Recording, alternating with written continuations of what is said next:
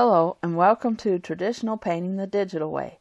This is where I use digital painting apps to teach traditional painting techniques. This is part 7 in my Guitar Man portrait series, and in this video we're going to start working more on the clothes and start working on the hands. If you want to follow along with traditional materials, check out part 1 in this series where I have a list of all the paint canvases and brushes that I use. So here I want to go ahead and start adding some of the shadows to his white shirt. And if you're following along with your acrylics, you can mix ultramarine blue with a little bit of dioxazine purple and a lot of white acrylic gesso, and just keep it kind of a light purplish, light blue color. And here I'm just adding the Just Add Water brush to smudge that out, because you want your wrinkles to be soft. You don't want them to look like lines. You want to try to give them soft edges. And so I'm going back and forth and adding a light white color, and you can add use some white with ultramarine blue in it if you're following along traditionally. And you just kind of want to get a soft look on the wrinkles, and you can smudge it out with your finger if you're following along traditionally, or a paper towel. We also want to do the same thing for the vest, and since the vest is black, we need to have some blue highlights. And so I'm just going ahead and adding pockets of dark and light there, and I'm actually using the overexposed photo, switching back and forth between it to find out what the wrinkles actually look like, because the regular photo is too dark. So you have to kind of just switch back and forth to see where the wrinkles fall on the vest. And so here I'm just adding kind of a real dark color, and you can use black with ultramarine blue thrown in it if you're following along traditionally. And then I'm working a little bit on the shape of his collar and adding that light purple color to show the shadow of where the collar falls, and just kind of working along the neck of the shirt and trying to get the right shape and trying to get the correct look of it, because we want it to look like it's open at the top with a few buttons undone. And I'm just working on the shape of the collar, the way it is folded, and then the edge of the vest there. The vest is open, and we want to try to get the shape of it. And then here I've switched to the overexposed photo so that I can see how the wrinkles fall on his shirt and on the vest. And then I'm adding some of the black mixture to the vest, and just kind of using my photo reference to see where the wrinkles fall. And again, I won't leave it like this. I'll soften the wrinkles. And when you do that, that just gives it the look of fabric. When you soften all the edges of your color and the lines, it gives it sort of a fabric-like look. And I'm just working a little bit more on the shape of the vest and trying to get some of the shadowed part on the white shirt. And diffuse blur works really well for blending things, and Just Add Water, and those are the best Corel Painter 2020 brushes that I like to use for blending. And I'm also using the digital soft velocity airbrush just to add a little bit of some of the dark back. And I did that just to have a soft edge, just to keep the edges soft. And so I'm just using the real long bristle then next in Corel Painter 2020, and that just kind of gives it a painterly look. The real long bristle kind of acts like like a flat in your traditional media, a flat brush. You'd use a number 6 flat, would be kind of like the real long bristle, or even a filbert. It just depends on the kind of tip that you want, and you can set your tips in this program. You can make it look flat, or you can give it a more pointed tip. You just have to go into the brush settings. I'm just kind of using the default here because it works the way I want it. And then here I'm adding the buttonholes there. Just add a little bit of white, soften them, make them look like they're part of the vest and the fabric. You don't want them to stick out. And here I went ahead and erased that middle one because I didn't get it in the correct place. So I've gone back and fixed that and then softened it in. And then I'm working a little bit on the light shadow that's going to be from the vest. It's going to be cast on the white shirt from the vest. So I'm working on that.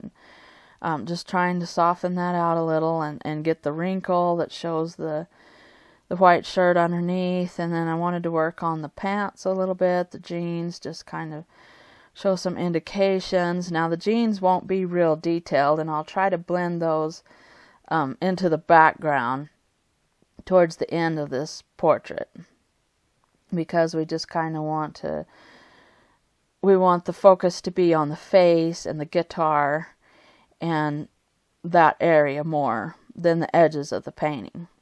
And then here I'm working on the other arm now and trying to get the folds correct on the other sleeve. And again, I'm using the light blue mixture and I'm softening it in and softening all the edges, making sure that there's not any sharp lines there, any hard lines. We want soft edges to give the look of and the texture of cloth.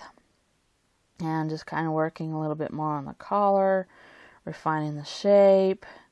And I'm using the digital soft velocity airbrush just to kind of give soft edges.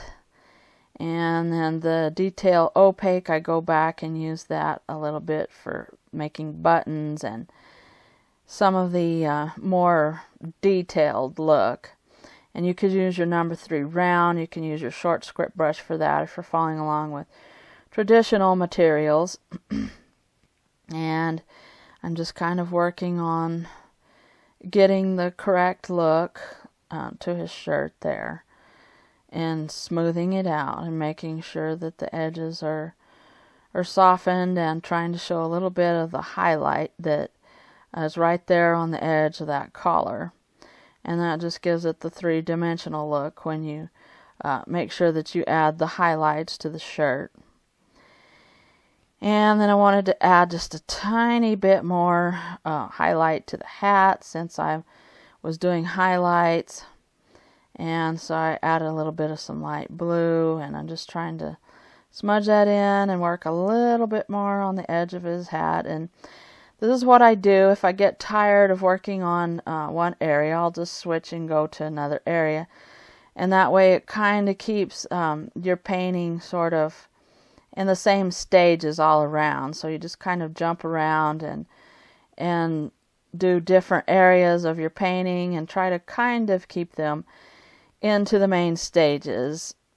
But I like to do the face first. I like to try to get the face done fairly finished first, and then work on the hands.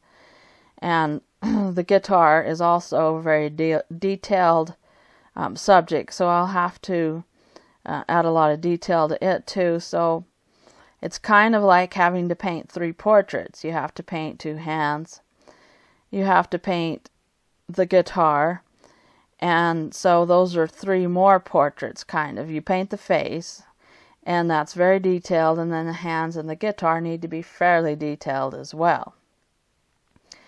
And so here I'm just kind of working on his elbow there, trying to get the shape of the arm. And I'm using kind of a burnt sienna color if you're using your acrylics. And I'm just trying to kind of get the overall shape of the hand. So what I do first is just kind of draw the overall shape of the way the fingers are, but I don't go into real big detail first. I just kind of try to get the main shape. And once you get that correct, then you can kind of go back and you will separate the fingers out and add the shadows and do all the detail work on them then. But first you have to make sure that you get the overall shape of the arm and the hands correct.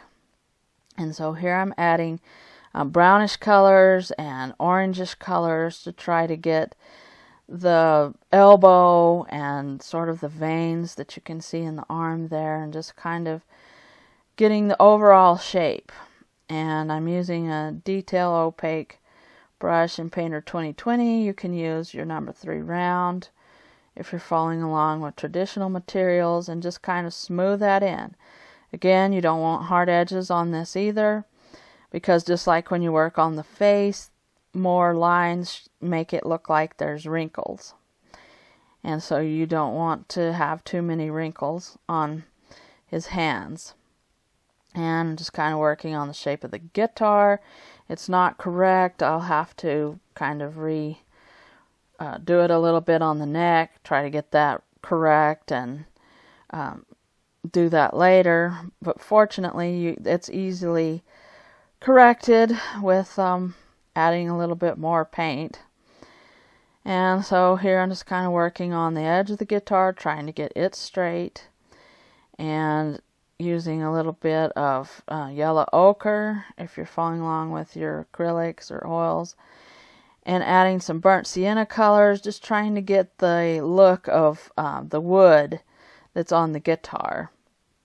And so I'm just working a little bit around his fingers, and that's actually a shadow. At first I thought it was a decoration on the guitar, but then I realized no, it was just a really dark shadow. So I have to go back later and fix that and add more purple to it, because you don't want a black shadow. You can see what that looks like. A black shadow right there, that looks like it's a blob of something. So you don't want your shadows black. You want your shadows kind of a light purple or a light blue.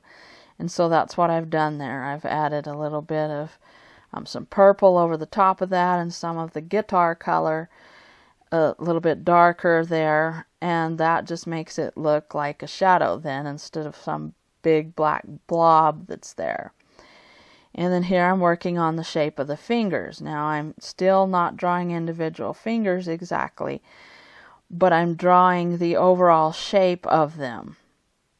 And I'm using the flesh color to do that, and you can make flesh color if you're using your acrylics with phthalo yellow green and cadmium red light, or any kind of yellow red combination, and then add a lot of white acrylic gesso.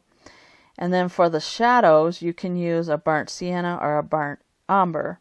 And then here I'm starting to sort of separate out the fingers a little bit. And I'll have to continue working on the shapes of them. Fingers are certainly not just straight lines. You have to make little bumps and curves, as you can see.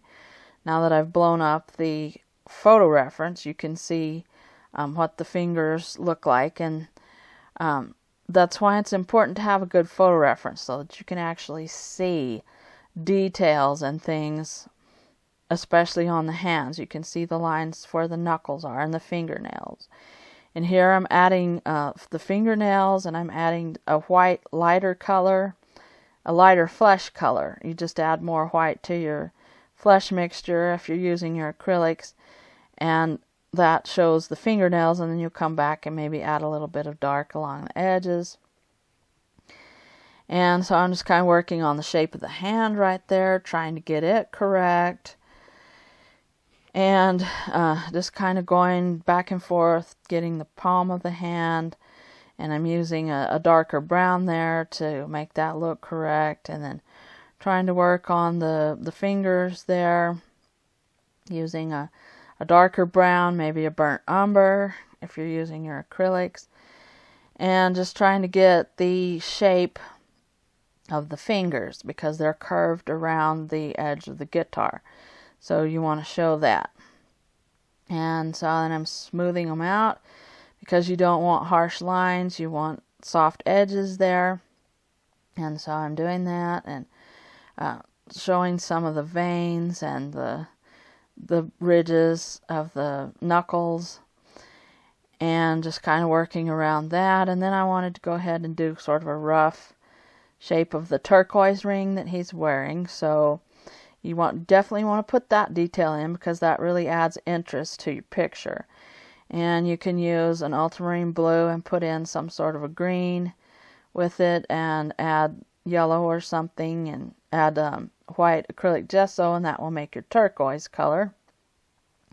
And then add a little bit of gray with some highlights to make the silver look of the ring. And then I'm just working on the elbow again a little bit more, trying to get the shape of the elbow, trying to get the curve of the arm right there at the top, and adding a little bit of some highlight color to make that stand out and look three-dimensional.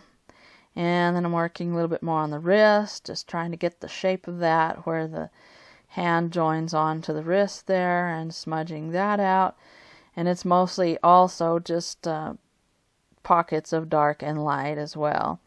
And then I've added a little bit of detail to the knuckles and tried to show the folds of skin that are around the knuckles. But you need to keep those lines pretty soft. Now you can make those lines a little bit more defined than you do on some of the more shadowed parts, but you still don't want a completely harsh line. So here I'm just kind of trying to smudge everything in with the diffuse blur and the detail opaque, and you want those lines pretty soft, but you can leave the lines on the knuckles a little bit more defined, because that just shows how the knuckles are. And then here I wanted to go ahead and collapse all the layers down, and you go ahead and select each layer and then hit collapse layers, and that's how you combined all the layers together. And so here I wanted to do that. And so this is the end of part 7 of my Guitar Man series. And in part 8 we're going to be working more on the hand and more on the guitar and refining it. So if you're interested in that, hit the subscribe button, and thanks everybody for watching.